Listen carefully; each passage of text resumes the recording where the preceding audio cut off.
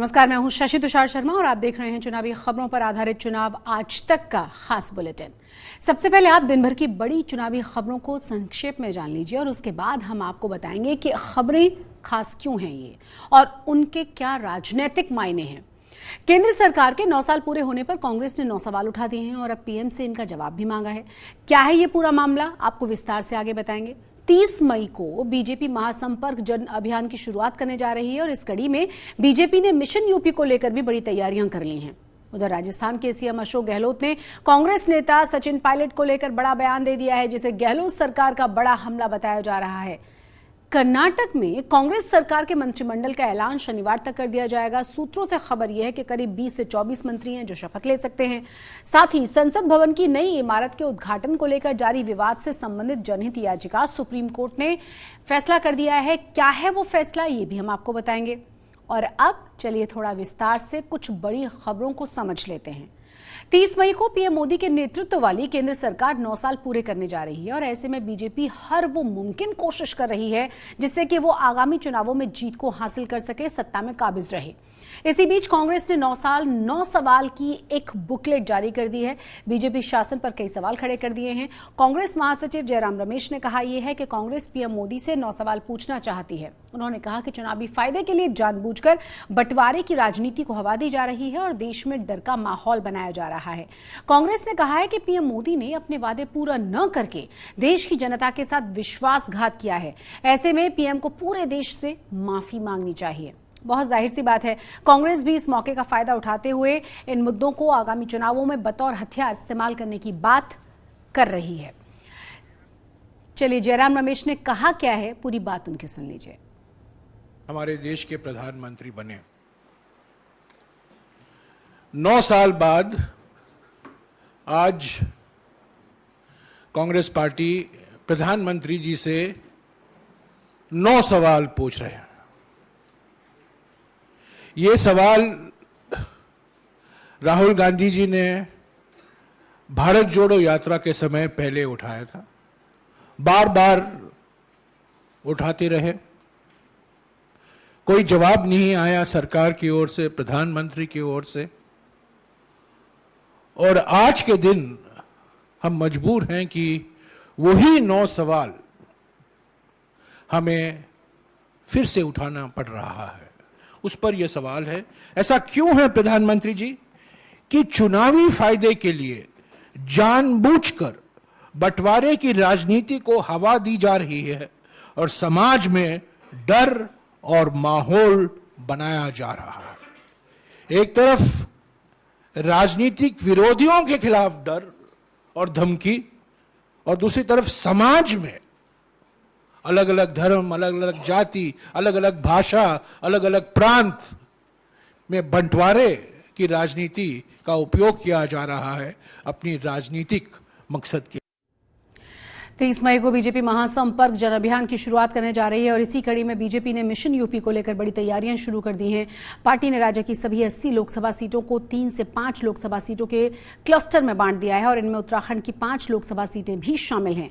BJP ने party के नेताओं को ABC कैटेगरी में बांट दिया है और एक कैटेगरी में राष्ट्रीय नेताओं को रखा गया है, जिसमें केंद्रीय मंत्री और पूर्व सीएम शामिल हैं, जो सभी सांगठनिक कार्यक्रमों में, जनसभाओं में स्थानीय लोगों की समस्याओं को, सत्ता विरोधी लहर को पहचानने और उसे ठीक करने का उपाय करेंगे और उपाय सुझाएंगे। बी कैटेगरी में वरिष्ठ नेता, दूसरे राज्यों के सांसद हैं जो कार्यक्रमों की निगरानी करेंगे। सी कैटेगरी में हैं स्थानीय नेता जो जमीनी स्तर पर काम करेंगे और पार्टी के कार्यक्रम आयोजित भी करेंगे। पार्टी ये सुनिश्चित करेगी कि यूपी के हर गांव में बीजेपी का झंडा हो। बीजेपी ने इसी तरह से क्लस्टर देश की सभी लोकसभा सीटों पर बनाए हैं और ये बहुत ही महत्वपूर्ण भी है, खासतौर से लोकसभा चुनावों को देखते हुए। अब रुक कर लेते हैं अगली खबर का। चुनावी साल में राजस्थान में सीएम अशोक गहलोत और कांग्रेस के नेता सचिन पायलट के बीच खींचतान जारी है। लंबे समय से दोनों ही गुटों के बीच आरोप प्रत्यारोप का सिलसिला जारी है और इसी बीच अशोक गहलोत के एक बयान से राजस्थान की सियासत में और ज्यादा हंगामा हो रहा है। माना यह जा रहा है कि इसके जरिए उन्होंने पायलट पर अब तक का सबसे बड़ा हमला बोल दिया है। सीएम गहलोत ने कहा यह है कि पेपर लीक पर मुआवजा मांगना दिमाग का दिवालियापन नहीं है तो और क्या है।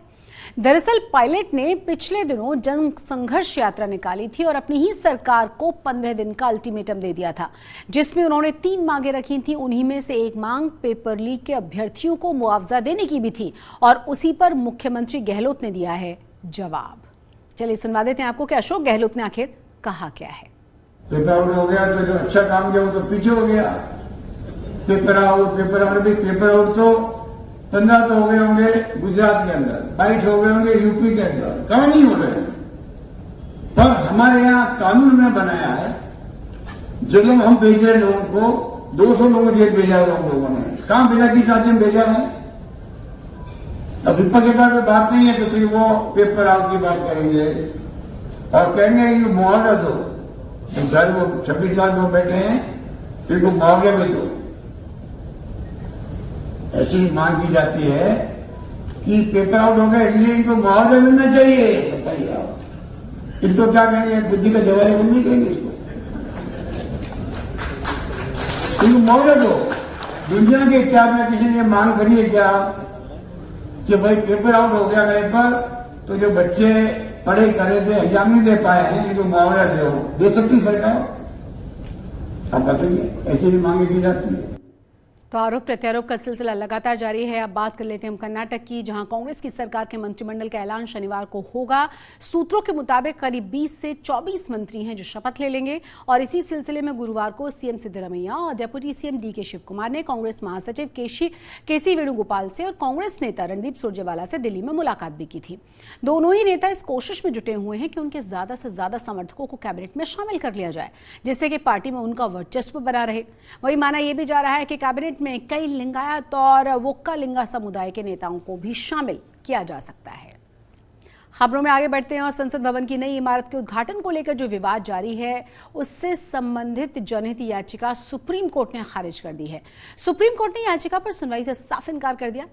खारिज याचिका करते हुए कोर्ट ने कहा कि हम जानते हैं कि याचिका क्यों दाखिल की गई है। ऐसी याचिकाओं को देखना सुप्रीम कोर्ट का काम नहीं है।